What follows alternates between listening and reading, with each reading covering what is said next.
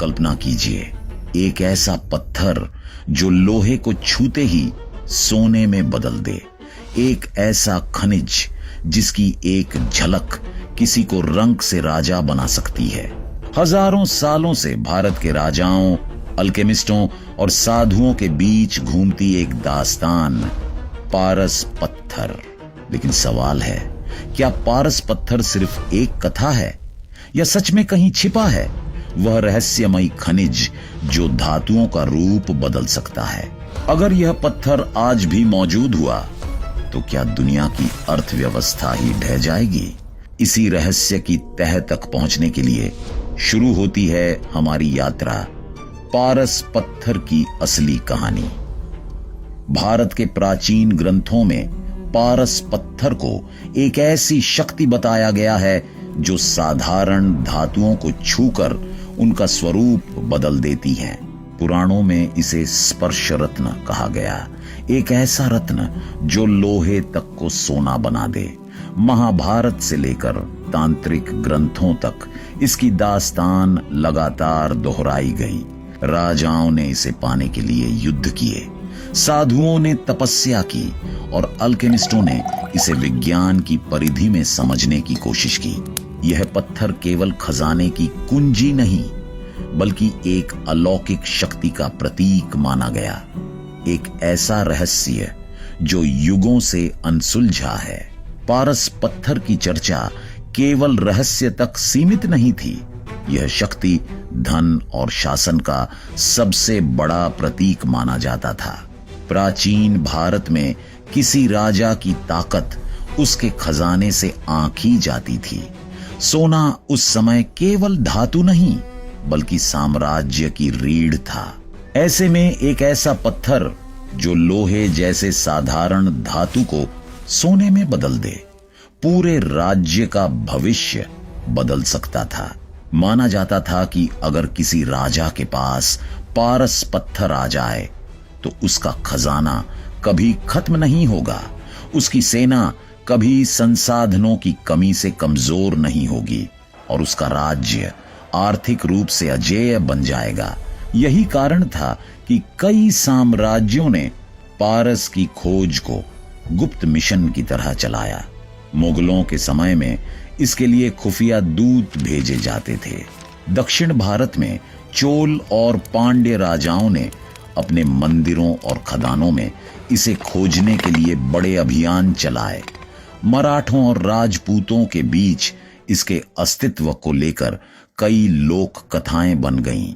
लेकिन पारस केवल भौतिक खजाना नहीं था, यह मनुष्य की सबसे गहरी इच्छा, अमर समृद्धि का प्रतीक था। एक ऐसा सपना जो विज्ञान को चुनौती देता था और आध्यात्म को आगे बढ़ाता था। धन, शक्ति और चमत्कार तीनों का मेल पारस पत्थर को इतिहास की सबसे अनोखी और रहस्यमयी खोज बनाता गया। प्राचीन भारत में धातुओं और रसायनों का अध्ययन किसी चमत्कार से कम नहीं था।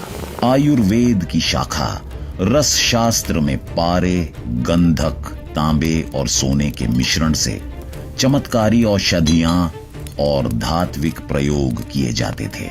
नागार्जुन, चरक और कई सिद्ध अल्केमिस्टों ने अपनी प्रयोगशालाएं जंगलों और पहाड़ी गुफाओं में बनाई थीं, जहां वे धातु परिवर्तन और रत्न शोधन के गुप्त प्रयोग करते थे। रस शास्त्र में धातु परिवर्तन का सिद्धांत दर्ज है। कई ग्रंथ बताते हैं कि पारे और गंधक के मिश्रण से साधारण धातुओं की चमक और कठोरता बदल सकती हैं। कुछ रासायनिक क्रियाएं धातु को ऐसा रूप देती थीं कि वह दूर से सोने जैसी दिखती। यही प्रक्रिया आगे चलकर पारस का आधार बनी। कभी कभी यह चर्चा भी होती है कि पारस पत्थर वास्तव में कोई जादुई शिला नहीं था, बल्कि एक विशेष रासायनिक यौगिक जिसे केवल सिद्ध लोगों द्वारा नियंत्रित विधि से तैयार किया जा सकता था। यह यौगिक धातु को छूते ही गर्म होकर प्रतिक्रिया करता और उस पर एक चमकीली परत बना देता। रस विद्या के प्रयोग अक्सर गुप्त रखे जाते थे, जिससे इनके रहस्य आम जनता तक कभी स्पष्ट रूप से नहीं पहुंचे। यही अस्पष्टता पारस पत्थर को और भी रहस्यमयी बनाती है। हो सकता है कि पारस पत्थर असल में विज्ञान और अल्केमी का मिश्रित रूप था, जहां ज्ञान की गहराई और रहस्य का धुंधला आवरण मिलकर कुछ ऐसा रचते थे जिसे लोग चमत्कार समझ बैठे। पारस पत्थर सिर्फ भारत की कथा नहीं था, यह रहस्य पूरी दुनिया की अल्केमी में मौजूद था। मिस्र के अल्केमिस्ट इसे फिलोसोफर स्टोन कहते थे। ग्रीक दार्शनिक हर्मिस ट्रिस्मेजिस्टुस ने इसके बारे में दर्जनों सूत्र लिखे, जिनमें कहा गया कि ब्रह्मांड की सभी धातुएं बदल सकती हैं अगर सही तत्व और सही माध्यम मिल जाए। अरब दुनिया में इसे अल इक्सीर कहा गया, जिसका अर्थ है वह तत्व जो साधारण को असाधारण बना दे। इस विचार से ही एलिक्सिर शब्द बना, जो आज भी चमत्कारी औषधि के रूप में उपयोग होता है। चीनी ताओवादी साधुओं के ग्रंथों में भी एक ऐसे पत्थर का वर्णन मिलता है जो अमृतत्व देता है और धातुओं को रूपांतरित कर सकता है। उनके अनुसार यह पत्थर ब्रह्मांडीय ऊर्जा का संचय होता था, जिसे केवल आध्यात्मिक साधना से नियंत्रित किया जा सकता था। यूरोप के मध्य युगीन अल्केमिस्ट इस पत्थर की खोज में पूरी जिंदगी लगा देते थे।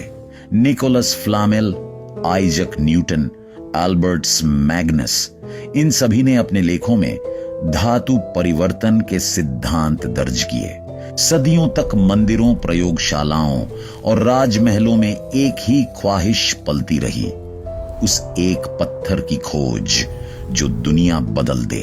अद्भुत बात यह है कि भारत, चीन, मिस्र, ग्रीस और अरब सभी सभ्यताओं में इसका वर्णन लगभग एक जैसा है। इससे यह सवाल और गहरा हो जाता है, क्या कहीं कोई वास्तविक घटना या पदार्थ था जिसने यह वैश्विक मिथक जन्म दिया, या यह मानव मन की सार्वभौमिक लालसा, अमर समृद्धि की कल्पना थी? जब पारस पत्थर की कहानी को आधुनिक विज्ञान की नजर से देखा जाता है तो कई मिथक तुरंत टूट जाते हैं, लेकिन कुछ प्रश्न और भी दिलचस्प हो जाते हैं। सबसे पहले, विज्ञान कहता है कि धातुओं का प्राकृतिक ट्रांसफॉर्मेशन असंभव है। कोई भी पत्थर लोहे को छूकर उसे सोना नहीं बना सकता, क्योंकि धातु का रूप उसके परमाणु क्रमांक से निर्धारित होता है और तभी बदल सकता है जब उसके प्रोटॉन बदले जाएं। यह केवल एक ही तरीके से संभव है, परमाणु प्रतिक्रिया, न्यूक्लियर फ्यूजन, पार्टिकल बमबारी, लेकिन इनमें से हर विधि अरबों डॉलर की मशीनरी, रेडिएशन और परमाणु जोखिमों से भरी होती है। फिर सवाल उठता है, क्या प्राचीन लोग इतना उन्नत विज्ञान जानते थे? उत्तर है नहीं, लेकिन कुछ विचित्र तथ्य विज्ञान भी नकार नहीं पाता। रसशास्त्र और प्राचीन अल्केमी में धातुओं की सतह को ट्रांसफॉर्म करने की कई विधियां दर्ज हैं। कई रासायनिक मिश्रण लोहे पर ऐसी चमक पैदा कर देते हैं कि वह सोने जैसा दिखने लगता है। यह वास्तविक परिवर्तन नहीं, बल्कि सतही प्रतिक्रिया होती है।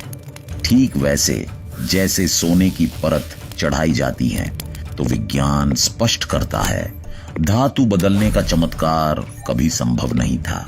लेकिन धातु की चमक, रंग और कठोरता बदलना सदियों पुरानी एक वास्तविक कला है, जो पारस पत्थर की दास्तान के पीछे की सबसे मजबूत नींव बन सकती है। कई शोधकर्ताओं ने दावा किया है कि पारस पत्थर से जुड़े कुछ महत्वपूर्ण संकेत हिमालय की गुफाओं में छिपे मिलते हैं।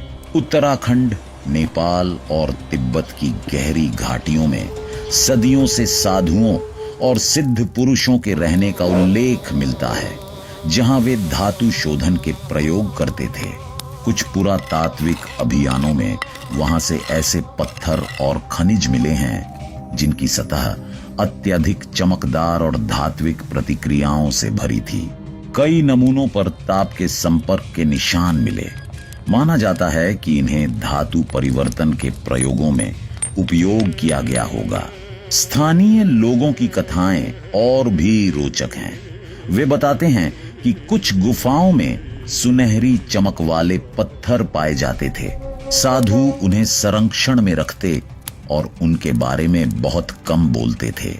कुछ कथाओं में वर्णन है कि एक साधु के पास ऐसा पत्थर था जो लोहे की वस्तु के पास जाते ही उसका रंग बदल देता था।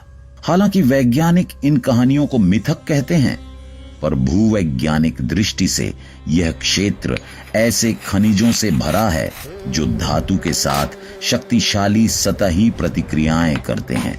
यह भी संभव है कि रसविद्या के प्रयोगों में यही पत्थर और रसायन उपयोग किए गए हों, जिनसे सोने जैसी चमक पैदा होती थी, लेकिन वास्तविक सोना नहीं बनता था। हिमालय की गुफाएं आज भी इन रहस्यों को अपने अंदर दबाए बैठी हैं और शायद पारस का असली सच इन्हीं चट्टानों के बीच छिपा हो। पारस पत्थर के अस्तित्व को लेकर आज भी कई दावे किए जाते हैं। भारत के कई ग्रामीण इलाकों, हिमालयी आश्रमों और प्राचीन मंदिरों में लोग कहते हैं कि पारस पत्थर उनके पूर्वजों के पास था। कुछ साधु बताते हैं कि उन्होंने अपने गुरु से ऐसा पत्थर देखा था जो धातु को चमका देता था। लेकिन जब वैज्ञानिक इन दावों की जांच करते हैं तो अधिकतर मामलों में परिणाम निराशाजनक होते हैं। कोई धातु परिवर्तन नहीं, कोई सोना उत्पन्न नहीं, केवल सतही रासायनिक प्रतिक्रिया। बाजार में भी कई लोग पारस के नाम पर आयरन पायराइट, चाल्कोपायराइट या अन्य चमकीले खनिज बेचते हैं। फिर भी कुछ दुर्लभ परिदृश्य ऐसे मिले हैं जहां पत्थर को गर्म करने पर धातु पर सोने जैसी परत बन जाती है। लेकिन यह असली परिवर्तन नहीं, केवल रासायनिक जमा है। अनेक खोजकर्ताओं का मानना है कि अगर पारस पत्थर कभी अस्तित्व में रहा भी हो तो वह आज दुनिया के सामने नहीं होगा, क्योंकि उसका खुलासा अर्थव्यवस्था को अस्थिर कर देगा। सोने का मूल्य शून्य हो जाएगा। सरकारें इसे गुप्त रख सकती हैं। साथ ही यह भी संभव है कि पारस पत्थर वास्तव में कोई वस्तु ही न हो, बल्कि एक रूपक हो, एक ऐसी औषधि या प्रक्रिया जिसका ज्ञान समय के साथ खो गया। आज तक कोई प्रमाण नहीं मिला जो उसके अस्तित्व को सुनिश्चित करे, लेकिन उसकी कथा आज भी उतनी ही जिंदा है। कल्पना कीजिए, अगर सच में एक ऐसा पत्थर मिल जाए जो लोहे को छूते ही सोना बना दे। यह चमत्कार जितना आकर्षक लगता है, उसका परिणाम उतना ही विनाशकारी होगा। सबसे पहले सोने का मूल्य तुरंत शून्य हो जाएगा। दुनिया की अर्थव्यवस्था सोने के स्थायी मूल्य पर आधारित है। अगर यह मूल्य खत्म हो जाए तो करोड़ों लोगों की बचत, सरकारों के रिजर्व और अंतर्राष्ट्रीय व्यापार की नींव ढह जाएगी। इसके बाद युद्ध, चोरी और राजनीतिक अराजकता शुरू हो जाएगी। हर सरकार, हर सेना उस पत्थर को पाने के लिए लड़ाई छेड़ेगी।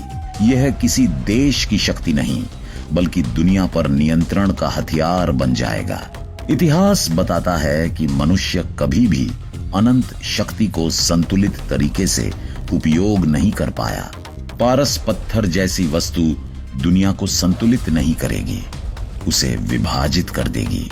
कुछ वैज्ञानिक तो यहां तक कहते हैं, अगर पारस पत्थर होता भी तो सभ्यता को बचाने के लिए उसे नष्ट कर देना बेहतर होता। इसलिए अगर कभी यह अस्तित्व में हुआ भी हो तो संभव है कि उसे किसी राजा, साधु या वैज्ञानिक ने दुनिया की सुरक्षा के लिए छुपा दिया हो। पारस पत्थर का खतरा उसके चमत्कार से कहीं बड़ा है और शायद यही कारण है कि वह इतिहास के धुंधलकों में खो गया। सदियों की खोज, युद्धों, प्रयोगों और कथाओं के बावजूद पारस पत्थर का कोई ठोस प्रमाण नहीं मिला। विज्ञान कहता है कि धातु परिवर्तन संभव नहीं, लेकिन अल्केमी बताती है कि ज्ञान और अभ्यास से धातुओं का रूप जरूर बदला जा सकता है। शायद पारस पत्थर कभी कोई वस्तु नहीं था, बल्कि ज्ञान, कौशल और परिवर्तन की शक्ति का प्रतीक था। धातु नहीं, मनुष्य का भाग्य बदलने वाला पारस हमेशा से ज्ञान ही रहा है। अगर आपको यह पारस पत्थर की रहस्यमयी कहानी पसंद आई हो तो वीडियो को लाइक करें, रहस्य और इतिहास की ऐसी और कहानियों के लिए शेयर करें और हमारे चैनल को सब्सक्राइब करें। मिलते हैं अगले वीडियो में। धन्यवाद।